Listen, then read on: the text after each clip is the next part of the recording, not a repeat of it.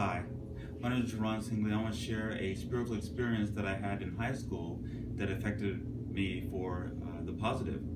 It's probably about my junior year in high school when some friends of mine and I were just in the habit of using profanity and using cuss words and cussing. And at least I was brought up to know that it was not the right thing to do, and definitely as a follower of Christ, not a good thing to do.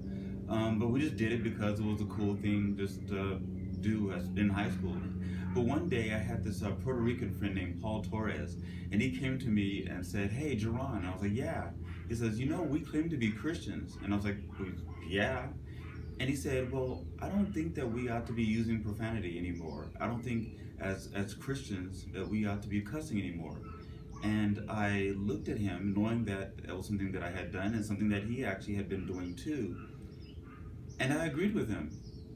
And from that point on, I know at least I have not been using profanity, and he had not used it, at least in my presence, anytime since.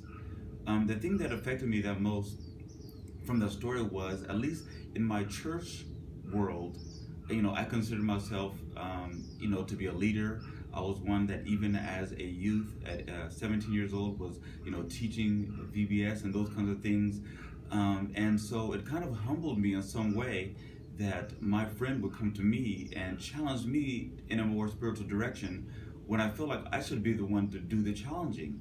So it humbled me in that way, but it also led me to believe and to know the power that friends have on us, and that can affect our behavior and our attitudes and our thought in a more positive direction.